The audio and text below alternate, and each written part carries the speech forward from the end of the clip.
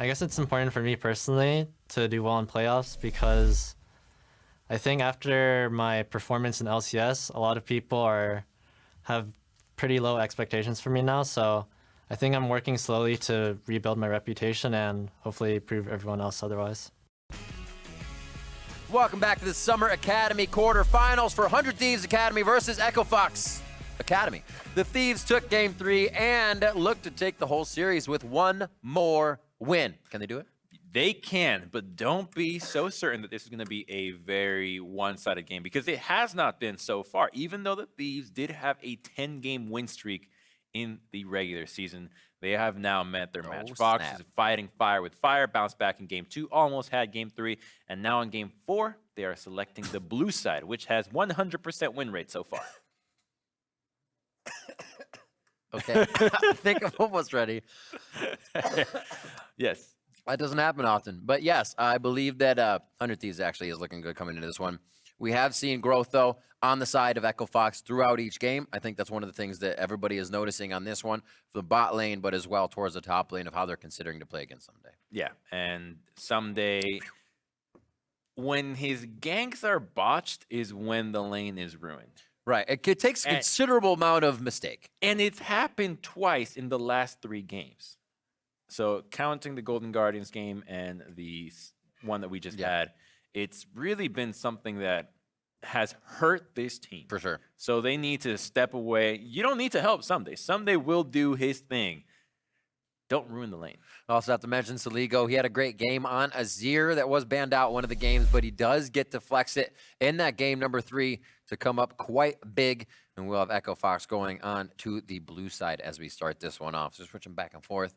And it did help them to actually get first pick, kind of figure out the bans a little bit more. It seemed to throw off 100 Thieves, but I do think there were some distinct mistakes by 100 Thieves in that game that allowed FOXA the lead. That doesn't mean FOXA can't control the lead. That was all on their own, and they were able to make a pretty convincing victory out of Game 2. Yeah, the big one has been the objective control, even though in the last game, the FOXA squad secured 2 Infernal Dragons. They did not secure Mountains, which ended up being the catalyst to losing the game with just 1 Baron sneak and then 1-1 fight and a team fight. Marching right down the middle, takes down the Nexus in what would have been with 1 Mountain Dragon less.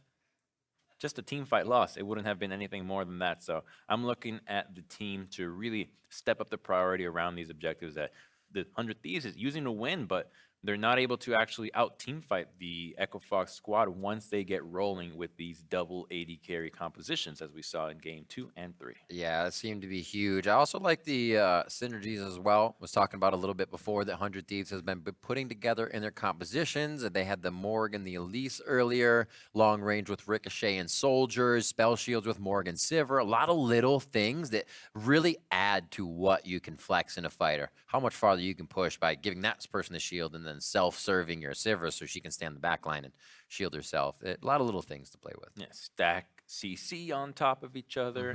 Don't give Someday Aatrox. Just normal things for all these teams going. But then he has Renekton. I mean, like, what's the thing? It's just like hit the ground running with each of those champions. Renekton and Aatrox can fight from level 1. Almost into picks and bans here. And look at smiles on the faces. It's exactly the way a game needs to be played, right? 0-0. Yeah. Not game point. As FOXA feels pretty comfortable, it seems, coming into this one. You see there on the middle of your screen. Looks like he's talking back and forth with the entirety of the team.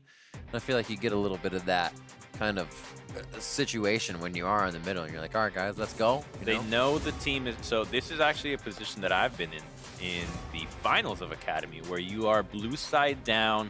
Blue side has won every single game, and you have that confidence that, okay, blue side is on our side, we can get this one.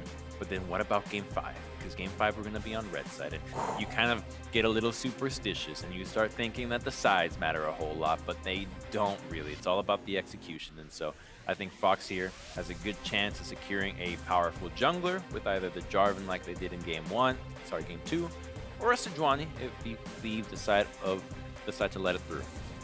Ban it all. Push each other onto the weirdest champions ever. I think it's not a bad strategy. I personally am a big advocate of zero in on what you perceive to be the most exploitable player for your team and just hammer it home. With the Jarvan ban switched up to the Yuumi ban, Yeah. I think that this is Thieves Academy taking that approach, focusing Panda a little bit more, and we might get a Sejuani ban here as well, which would leave Yuumi up and give Lost and Phil a much more powerful lane, something that we haven't seen out of them, as Prismal and Stun have consistently had priority in the bottom lane. Awesome. There's the 2 bans.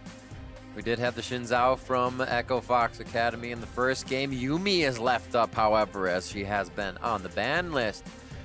So this is quite a good pickup here. If you have Sivir on the other side, it's not going to matter as much. You still get harassed out by Yuumi. The thought process is pretty simple there. It's what's a bigger problem?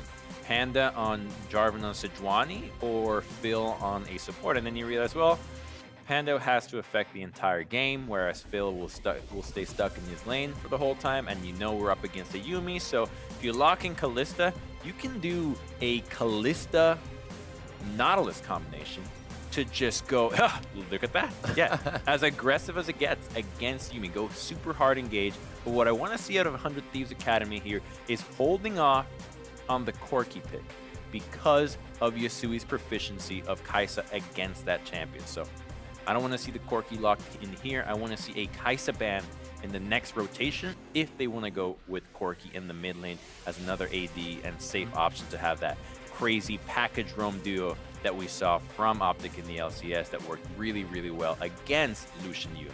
I like that we're seeing this. Lucian coming in back in for Lost. The aggression on the bot side is going to be aggressed on by a Kalista and a Nautilus. A lot to rend out there.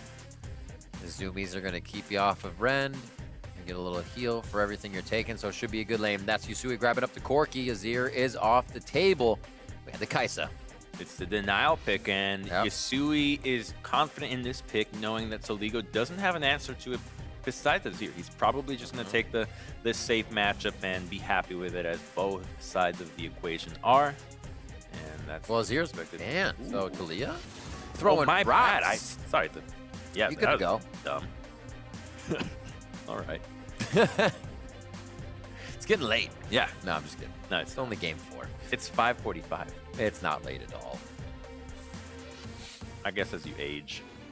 I could push the gray hair thing, but not that early.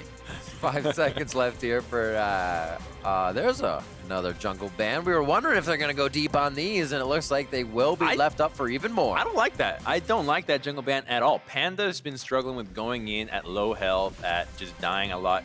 You want him on Olaf. You want him on a pick that's not going to be able to. There? I wouldn't ban more Shinzao. junglers. I would let him pick whatever he wants from this point onwards. I think that you're better off zeroing in the other laners to be either... you know what?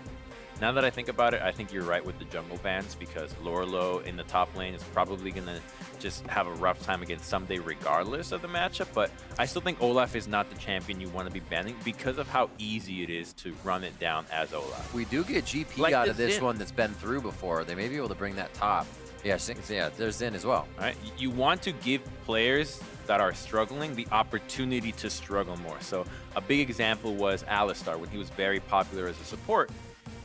If the support player was not very good, you wanted to take him off Alistar because he wouldn't be able to die on the pick anyway. So you really, it doesn't matter if they suck at him. He's not giving us free kills if he's not on that, if he's on Alistar. So you ban it away, and so I feel like the Zin and Olaf are a bit of a self-mind game out of 100 Thieves here. But hey, they're early game junglers, and they might have a different strategy because they haven't locked in their jungle pick. And Talia is a jungler flex as well, so that might not be Soligo piloting that just We haven't seen that in a long time, but you're very right. There's Someday on the top side. We'll see what else they decide to go for. He's actually bringing out a little different variety of champions here for game number 4. FLICKR has been piloting Nico in the LCK, which for once has motivated North America to actually take up this pick. Finally, once and for all, it is so powerful. The buffs to her little clone have been fantastic.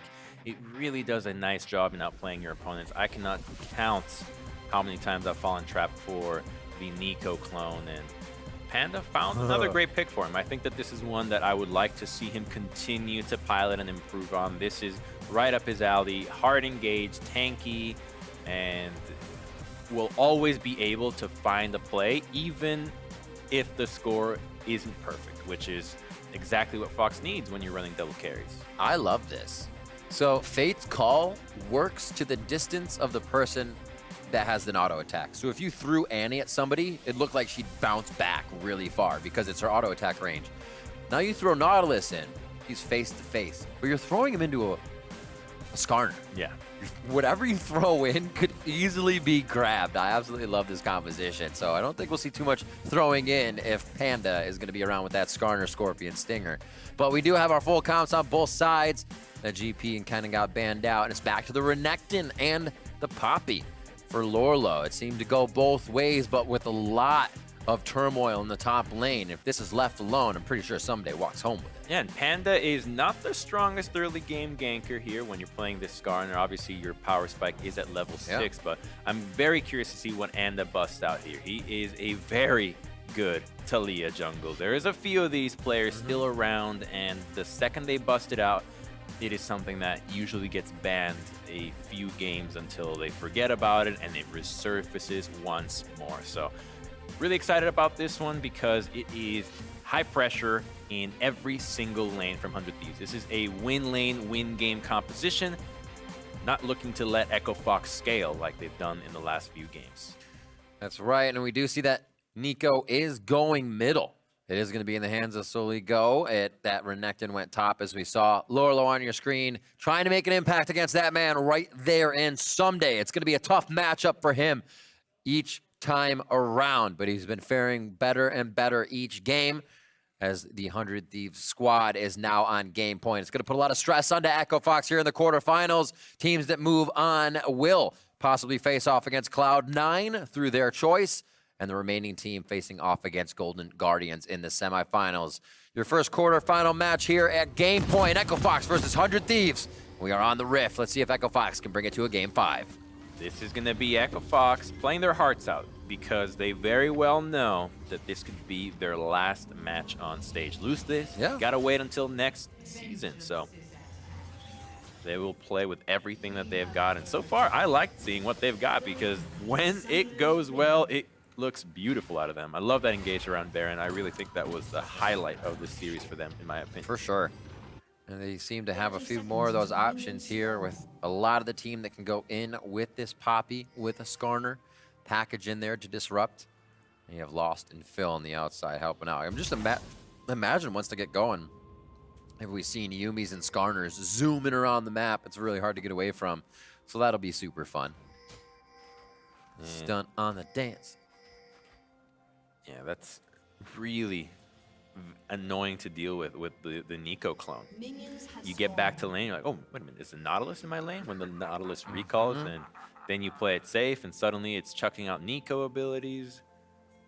No longer broken through auto? Yeah, that's what it is. That's tricky? Yeah, that's what makes it tricky. Because it now replicates the same autos of your whoever you're cloning. Got it. Nice find. Who gets it? Gold! Ooh, but they're not going to get the second one. 1, 2, 3. They do. 1, 2, 3. Yeah, shared gold. Prowling projectile. Stun's going to have to blow flash here for sure. They're going to be looking. Panda's going for which target? It seems like they're a little discombobulated for who they want, and stun is going down. Sometimes you can't be your own stunt man in those dangerous engages. Read like a book. The exact same weight that Fox did in one of these games was replicated here, and this time around it pays off. So it's interesting that the 100 Thieves were not deterred in seeing 2 wards on their way and then continue to march on forward. But the thing that did surprise him was that Lorlo was waiting in the brush as well, who so valiantly sacrifices his own teleport, level 1, to get a kill onto the Skarner, who doesn't even get to do a whole lot with it. See it again. Yeah, Lorlo's just here. That's the surprising part. You just don't see that happening where the Poppy is going to be sticking around. And imagine if that wasn't the case. If they just backed off, Poppy loses lane already. It's like, all right, I just wasted all this time. Do have a few wards left up due to that. Probably would have liked to not die going in just to get those wards down, but it happens. And we did see the kill going up on, or assist rather, to Lorlo. That'll be nice for him. 16-3 here in start of CS. It's Renekton. I'm pretty sure someday got level 2 by the looks of it, and he has just been having fun with Poppy and the Toppy. That's 18 to Yeah. CS. So let's see how good of a job do they do in punishing the Poppy last hitting under the tower. Because if they do a good job, this could be the beginning of a ginormous CS lead. You've got Nico and Talia contesting the top river scuttle, which does allow Someday to play a little bit further up, try to trade a Q for all the back ranged creeps. Yep. Eyes on Skarner as Panda is seen out by that Scryer's Bloom. He's going to be forced to back, and now this gives Anda time to run around the map. Scuttles are going to be spawning up right now, and that means he may be... Oh, no. Bot was grabbed by Stun. Nicely done. I was going to say, you can get both, but Stun's just working it there. They got it with Prismal, too. Value of these supports with Yeah. that have a CC early on, easily take down those scuttlers. Heck yeah. It's a good play there to kind of stop Panda short from being able to get any of those in the early game. He's Skarner, though. He should be able to start spinning through these camps pretty quickly as he comes back out with a few items. Balmy Cinder to start for him first with Predators on those boots. Yeah, he got a lot out of that one. That's that first blood money that he can now 1v1 Talia, and he's fine. He's got HP behind him. Yeah, well, usually when you're shifted over that unraveled earth, you do not want to keep moving. He's getting Aspire money, baby! He's trying to cash in before going down. He's nothing but a Robin Hood Riv. like He's that. taking money from the thieves and then just giving it right back. So Panda gets flashed on by Soligo. Really, really nice recognition by him to know that if he flashed there, there is no position that Panda could flash to that would have saved it. So Yeah. it was a really good heads-up play by him. And that's what happens when you start pushing into the jungle without having priority in your lanes first. It's interesting to see that obviously we know the CS in the top lane is going to be a big discrepancy, but we have to remember games have gone both ways so far, even with that lane going all the way to Someday. Flows back in the way of Lorlo ever so slightly with just the gank that goes wrong. Hits back and forth. Great job by Lost and Phil to keep behind that caster wave. Stunt does not have an option to play for the brush there. This might be the beginning of the largest lead that Someday is going to be getting in the top lane this game, as he secures the first plate of the game and just has 500 gold up, but that's going to balloon. Once again, returning to the scene of the crime. Looks like both junglers now see each other, or at least one. Due to that ward. Due to the timing of that ward, they can assume Panda is decently close. 49 to 45 here in the mid lane of Phage. To that Gunblade being built up. So far, Revolver. Teleports used up by Someday there as he gets back to the top lane. Not too much pressure across the map due to the kills that happen, but it is a 500 gold lead in favor of 100 Thieves here, who would love to start off with that lead and keep this momentum of game point going. And the Infernal Dragon will be the first dragon of the game, which should favor the Thieves, as they have secured more objectives in this series than Echo Fox so far. And having the priority that they have around the bottom lane, as you saw the collapse into the mid jungle, and the triple control. Let me see if I can highlight this right here. Look at that. Bam. Vision. Nobody's getting through there unless you have a sweeper. And the control word inside the pit, yeah, so. And just grabbing the doubles camp that has the most experience and should be basing and getting ready for this objective. Even though Lorlo's teleport is going to be up, I think it's a win for the Thieves if they can force Lorlo to teleport down and have Someday just continue to cash in on the top lane.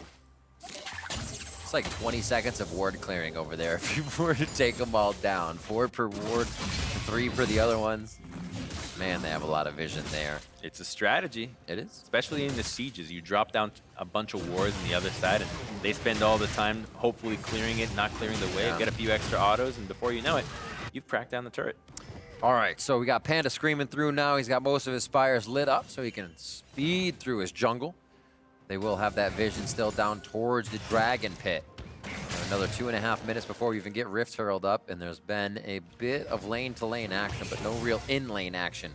Just finding each other here in the jungles, which is being kept up in vision from both sides. Not looking at those vision items just yet for your supports. Probably in the next minute here, we'll see these wards start to pop up a little bit more and encroach into each other's jungle.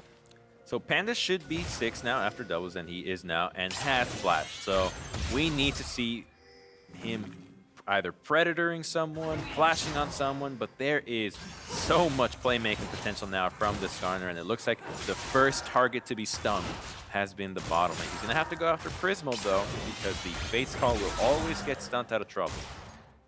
Waiting for somewhat of an engage. The wave does not say engage for 100 Thieves though. It says it's pushing forward, so they're just gonna wait for more minions to pile up. Let's be seen on a ward here, and obviously read the movement of 100 Thieves. They know that the vision is apparent, and they won't be able to make a play on the bot side. Anda knows, however, though, he can take a little bit more time to farm. Just have to worry about this Drake vision being cleared out. Jeez, did you see the plate in the top lane? There's only one plate left. Sunday's eating everything up. Gross. There's 2. You didn't clean that one. Oh, yeah. He'll get it soon. Oh my, wait. Oh yeah, okay, there is. Thought there's like third one, and then just health bar didn't fall off. Whoa! Straight pass into Soligo's jungle. Pop Blossom goes out as he's grabbed into the Skarner ultimate, but it's not going to be enough to take down his enemies. It's Soligo going down there. It's another kill coming up on the side of Echo Fox, and it looks like Anda wants to start something up on the bot side. It's perfect. Exactly what I wanted to see out of Panda. The guy that blue flash to kill you must be punished for his sins, and you flash on top of it with Skarner. You also have the package, and it's going to be able to look for an Infernal. So for the first time, we've got Fox Academy making a play for the mid and the dragon, and it's paid off hugely as they now have the first Infernal of the game. 90 to 60 and top. 100 to 76. Killing that discrepancy a little bit down towards the mid lane. Yasui doing a great job on Soligo's Nico here coming into the 4th game. And Yasui has been able to step up. Again, we talked about it coming into this split. The last split, he was riding so high, plays of the highest caliber, and then kind of fell flat in the playoffs. It's a different beast, and it's so hard to keep that up throughout a series of games. Here, it doesn't seem like it's affected him, and he's really thought out how he was going to play throughout the entire series. He's been winning most of the lanes, at least by the CS margin. Whether he has pressure or not has been a back and forth situation. Sometimes he gets the roam first, but more often than not, he's been on the winning end of these matchups. And this is one that is just a little bit hard to get away from without flash, and a really well-timed flash out of Panda to dodge out of the bind from the Nico. Goes down and loses the dragon. So there's some kills that you just can't do anything about. Like, how are you going to get away from that? That ward keeps getting placed actually by Echo Fox, and we keep seeing it over the wall past what is a vision ward right now that they walked by to get there. Off of this, the Spire, Skarner's fast. Corky over the wall. Anybody walks into that channel and they're alone, you're going to get taken out. Really nice little setup that they keep using. Things like that only work so often. Once the enemy team figures it out, they're like, don't walk down there. This is a bad alley. It's quite dark right now. This gold is all even here as we get a little bit of love towards the bot side and ward clearing. I don't think Panda's going to make an entrance here. He's just getting his camps cleaned. And it's interesting that Anda has not been very active this early game. He really just was capable of finding the collapse onto Panda, but maybe just not feeling as comfortable in his lanes, maybe. Just a big difference. But here comes up an engage with Fate's Call first. Fate's Call's in. They know the Skarner ultimate is down, so they can't get that kill, but Final Chapter can lock him up. Nobody can push forward to get that kill into Prismal, though. He's just safe. As the TPs are going to be coming in on this one. Nicely done to get some of those kills, and they are going to have a few more in the bot side they weren't expecting. That was so greedy out of 100 Thieves, thinking that you could pop down the Yuumi right away, but you forget to account for the heal and exhaust, really doing so much to lower the damage threshold of that kill. So the Fox team plays it and had a Skarner right there, and this is somebody that's about to go down. Lucky for him, he doesn't have bounty. You know, he tried, there's so many ways to get out of this. And Echo Fox almost ran into every wall to make it even that much more difficult. Oh, the turret shot is probably going to be enough. One last hit. Oh my God, he's going to live. Dominus keeping him there. The healing coming out of his ult. Oh man, that was almost amazing. Beautifully done. A little bit of the damage, able to regen the HP, but it doesn't keep him alive. And he is going to be going down in that situation. Very nice sidestep out of Yasui there. Could have even gone down had he knocked down that knockback. Very close. A lot of the kills going back and forth here. Phil not in a good position. He goes down super soaked. as Nico comes back into the lane. And looking at the last play with the TP bot lane, I was looking for who TP'd. Soligo stopped Yusui's teleport there. It didn't affect the play too much, but his TP is down due to that situation. Splat goes to Weasel as they catch Phil. But man, we got a lot of See action. this all again. Look at, so Lorlo flashes in. Yeah, we're not gonna look at what Yusui did, but Lorlo actually ended up missing the wall stun as there was a tiny little angle there, a little curvature of the blue buff. And you see Yuumi just hoping that Aerie would finish the job.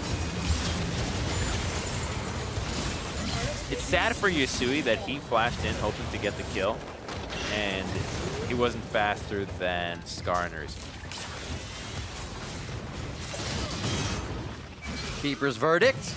Looks like Steadfast Presence already used in that situation. No empowered attacks for Someday means he backs off. Dominus is actually just on the cusp of coming back up, so he may have even stayed to fight. Package here for Yusui. Corky's out on the map. Ooh, they're not going to try for that one. They don't have too much control. Panda sees 3. He turns around after actually seeing a 4th there with the clone. They don't want that fight.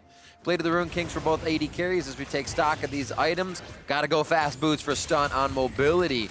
Do a little bit more damage, and the build you would normally see coming out of the Yuumi, and she goes for a little bit more healing and, as I said, damage.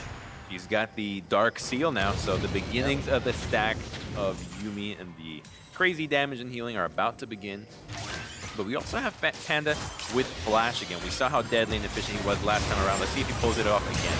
Oh, he jumps in just to go for the back line. It was the play, but was everybody on board? Lost had already turned away from that fight. Now Echo Fox is going to lose 2 members on the bot side after not all being on the same page. Really good teleport there out of Soligo in the mid lane, making sure that the Skarner was not going to get away with it this time around, and 2 go down, but Someday does not in the mid lane. So as a result, it's just going to be a little trade of damage in the mid turret. It might be the tower itself though, but a collapse is imminent from Thieves. Does Fox read out? Ooh. That turret can still fall. Oh, little minion Pop Blossom goes down. When is staying too long? Because that actually didn't feel like too long if you were one of those players in the mid lane. Oh, that's cool. Bot's backing. Lost is pushing. Why isn't Lost the guy getting ganked? It's being played so interesting by 100 Thieves. It seems like Echo Fox is kind of just playing oopsie situation. And the second that the Nautilus goes for the hook onto the Skarner, you start to wonder, wait a minute, should I really go in on this? Not a lot of damage to follow up if the Lucian isn't there, and Stunt does a really nice job of ultimating the Lucian, so he doesn't actually get to deal any DPS in the middle of that engagement. So the Skarner now has to stop looking for these gank situations as if we were in the laning phase, and we'll have to resort to how do I play with my team and try to involve as many members as possible, as quickly as possible, because the enemy team is going to try to bring all the resources they can to the fight. Absolutely, and once they, as you were saying, start buying Quicksilver sashes, the tax is paid, Skarner becomes basically nothing. No one's paying yet. No one's paying yet. That's fine. That's why you get in trouble. Yeah. It takes a while for them to figure out, though. That's the thing. They never do it by phone, only by mail. Oh, it's always a scam. Always a scam by phone. Don't ever pick it up. 16 and a half minutes. Looks like Echo Fox is going to try to scam 100 Thieves out of this Rift Herald without him knowing.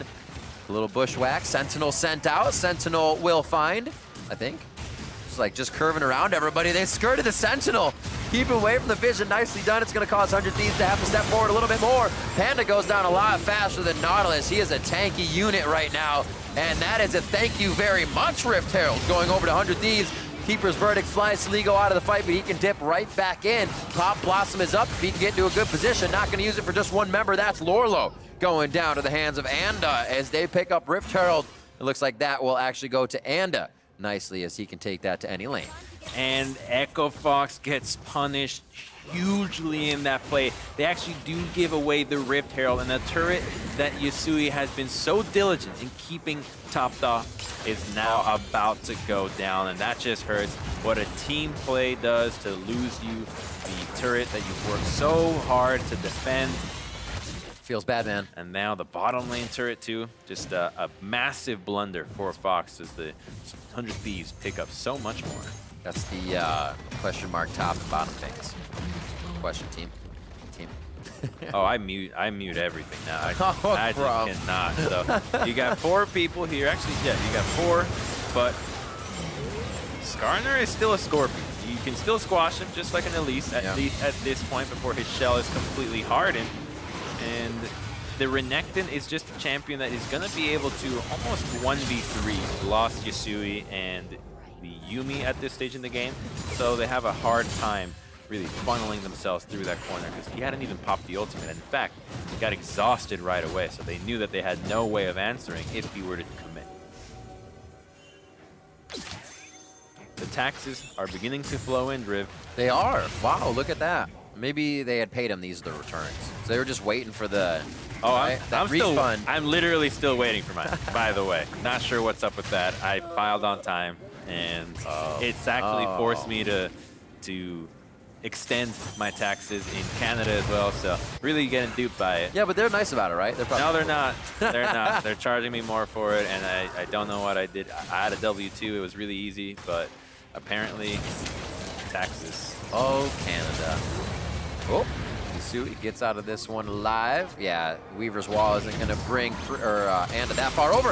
Ooh, final chapter into the Lucian ultimate. I like the combination. Definitely gives speed to Lucian, but there's just too many angles there for him to be able to hit that ultimate. 100 Thieves are going to make their way out of this one. We still got 30 seconds coming up for the actually perfect time for Baron and Dragon basically for these ones to come up. So you see those objectives. Not really a split for the Cloud Drake, but there's going to be vision on the top side of this map. One big shot. Puff and puff and blow that turret down. Whoa. Someday. He's usually the one that's the last to get hit in the fight. And then he finds his entrance to the member he can take out. Nice pop-ups and stop there. Forward goes Saligo for the Pop Blossom, but he cannot find any targets as Yasui and lost along with Phil gets to safety. They got to be careful. 100 Thieves keeps biting back. It's like a person or a team feels like they have a fight. The other team is going to take that fight and be happy with it. I really like how Someday plays these fights. He gets caught out and doesn't try to make a hero play thinking, oh, I can just turn it out. He just backs off and lets Fox make a mistake, punishes it, Panda gets caught out, and what was initially him getting caught is turned into a pick that yields a dragon, knowing that a big objective was coming up and any death would likely result in a loss of that big big cloud drake. Yeah. Absolutely. It's always better to not go down, but I love seeing when players in a situation where they try to stun. Yeah, where they will, you know, you offer the most damage. You may not want to use every summoner spell. Yeah, that's crazy. But, you know, stay there. Fight toe-to-toe. We've talked about that before. It's like some champions have a better limit than others. Renekton, you could definitely turn some tides with a good call and empowered right in the middle of the fight. Not that time. Someday did find the end of that day, and he is now 0-1-2. 0-2-2 for the top laners. They haven't been doing too great, but it is a 60 CS lead, so that'll sting. He cracked that first tower, right? All on his own, presumably.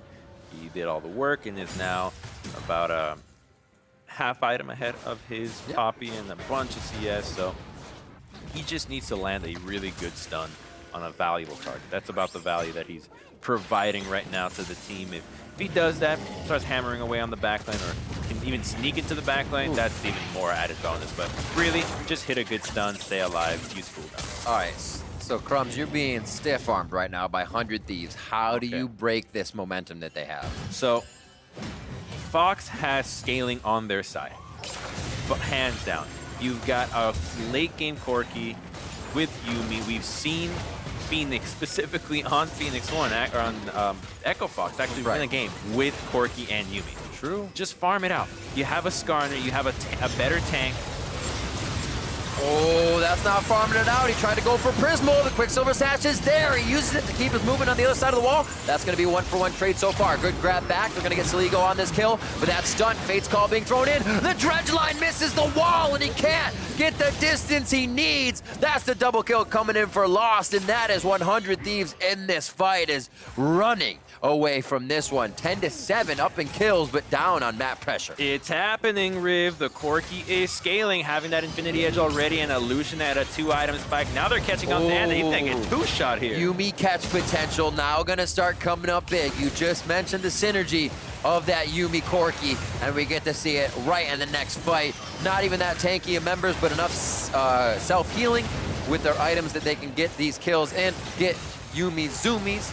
And we'll see what Prismo can do. Is he the one to test the fate against Echo Fox? His presence is enough to stop them, and that's great. Oh, the TP comes in. This is going to be Soligo and Someday coming on the same TP, so they didn't know it was two, but now they have to assess the fight. Nice Pop Blossom onto Panda. 3 members of Echo Fox in a great space to fight this one.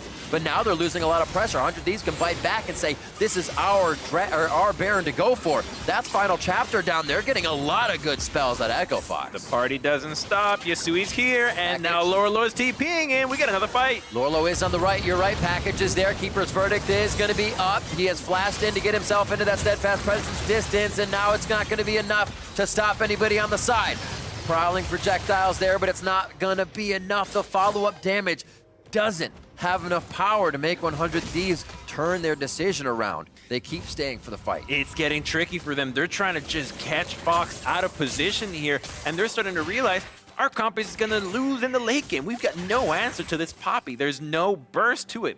Kalista sucks at taking down Poppy, so this is going to be really tricky. And we take a look at how this fight plays out. Panda uses the Righteous Glory, but finds Prismo just face-checking. He's got a QSS, but he does so much, takes so much damage, he has to flash out. The rest of the team is out of position that they can easily just come on in. And while Soligo gets a nice little ultimate, this is exactly where you want to be when you have Lucian and Corki on your team. Just playing it cool, playing far back. And once again, Yasui finds a way to catch Prismo out of position with a nice little package that divides him in the middle of his sphere. He would have actually been able to hop out and be shoved in the other direction, but I believe Lorlo would have cleaned him up had that been the case.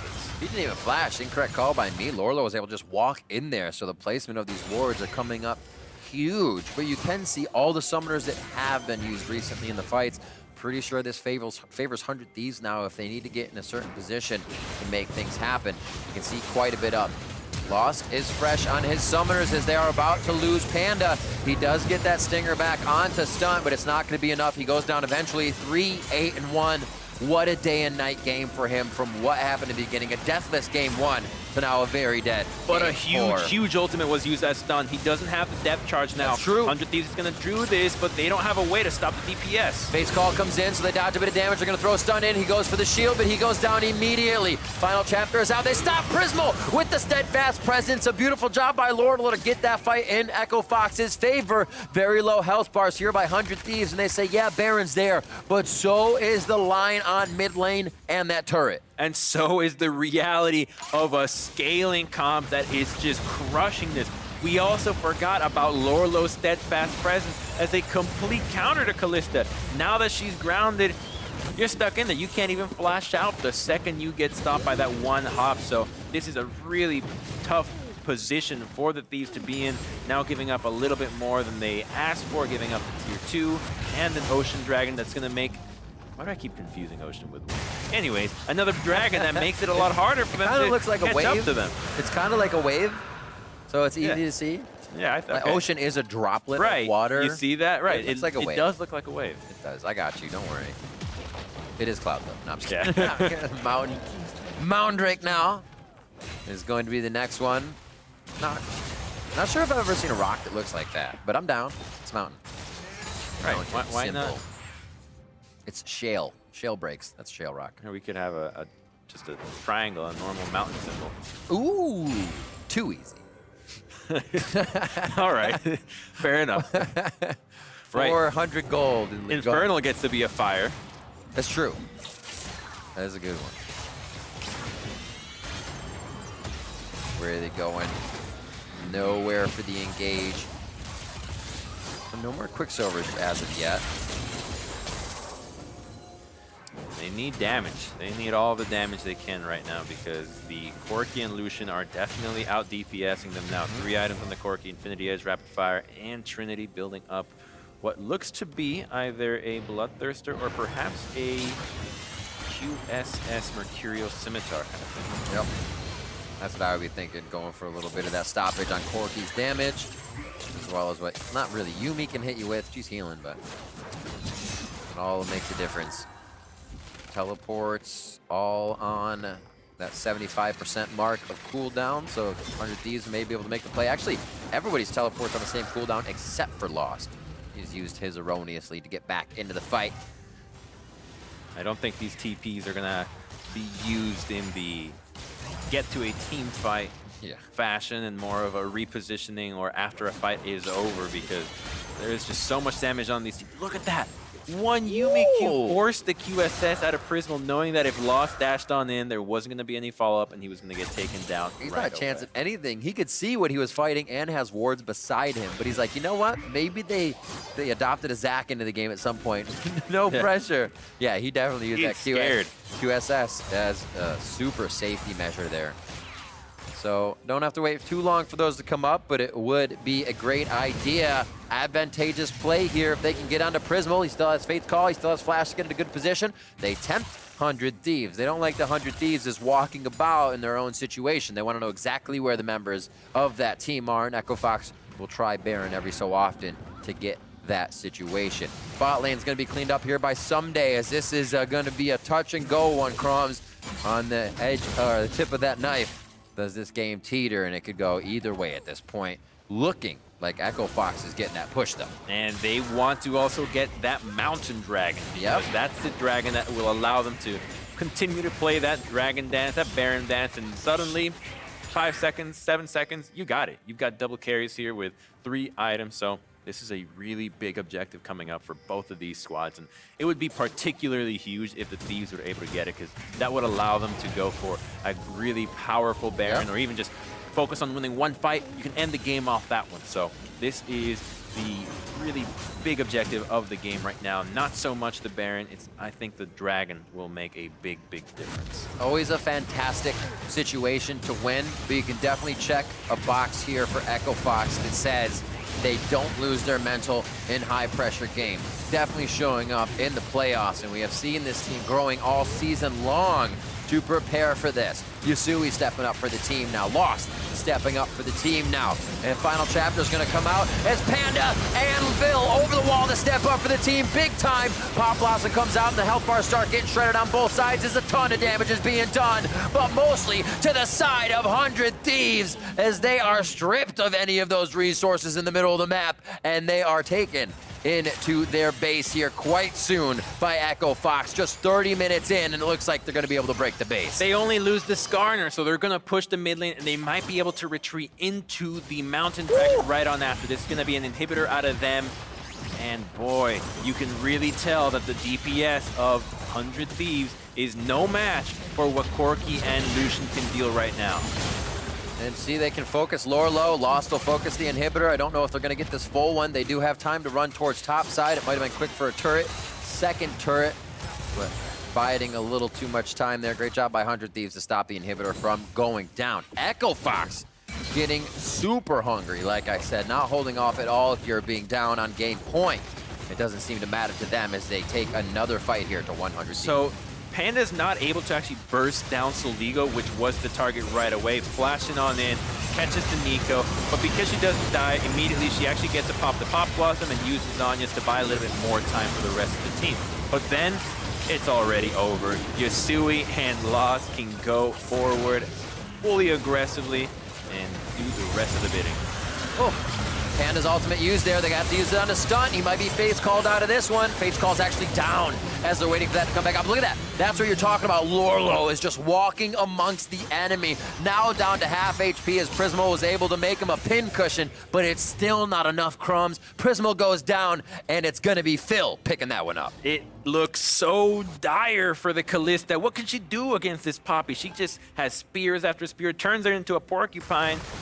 Doesn't matter. Now they're pushing for the end of the game. They don't have the mountain, but they've got the carries. A nice little cheeky wall, though. Really good play. That minion made it by. He might help. But great job there. That's not going to stop their minions as well from reaching the turret. They do get the candy minion now up.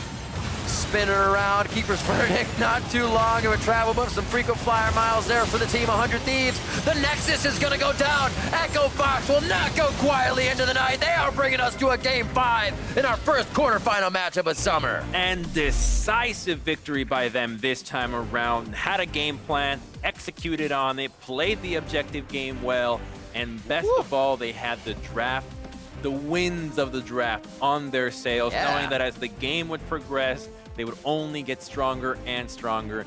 And I think a big point you have to look at, It's Jasui in the mid lane. We highlighted it at the start of the day. What's he gonna do? Usually struggling in playoffs.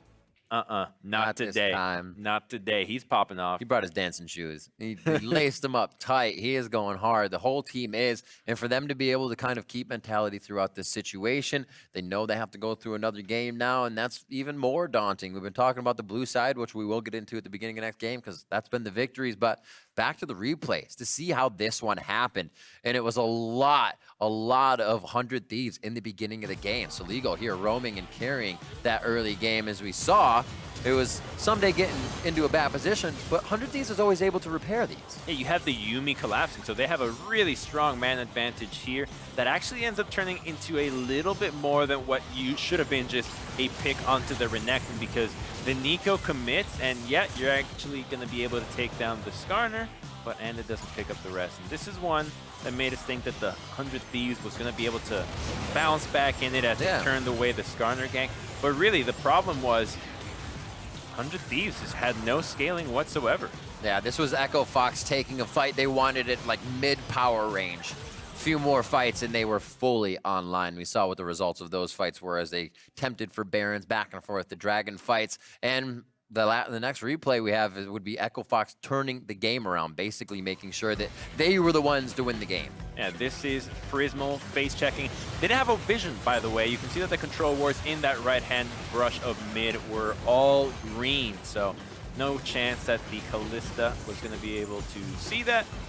And when you open up the space that Lorlo is for his carries, you're doing a good job. You don't really have to do anything else as Poppy. Just make sure that the damage is going on you and let the other guys do their business. And we have to remember how much Lorlo has actually done for the team in this one. And I think that is something I'm mentioning mentally.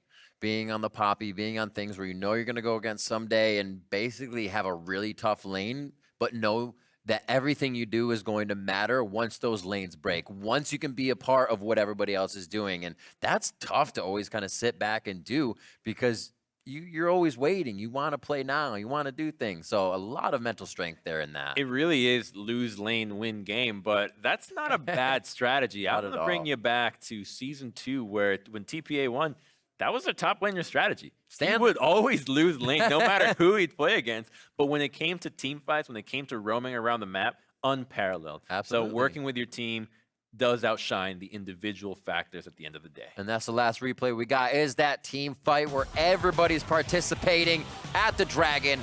And we get it started. Echo Fox goes in and they say, you know what? Stunt this time. It's okay.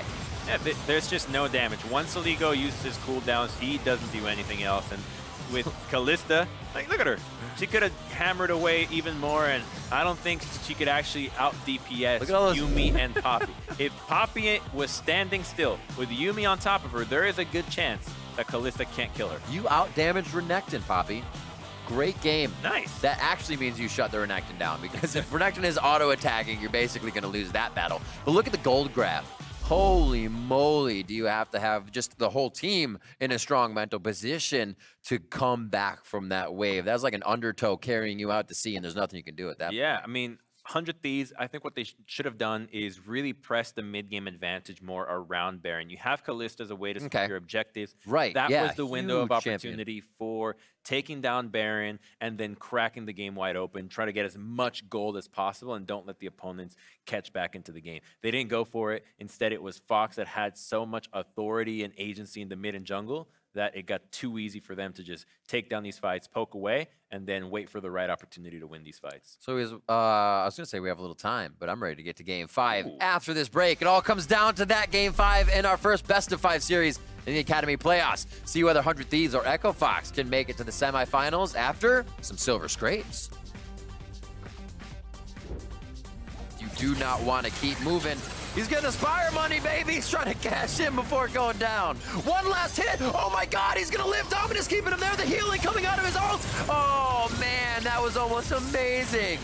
Beautifully done. Very close. A lot of the kills going back and forth here, Phil. Not in a good position. Got him. Nice. Ivy in 2. That's good. She's ulting. We can kill. No flash. Nice. We can win this. We can win this hard. I can hear you. Can you get the carry speed? Pop Blossom comes out and the health bars start getting shredded on both sides as a ton of damage is being done, but mostly to the side of 100 Thieves.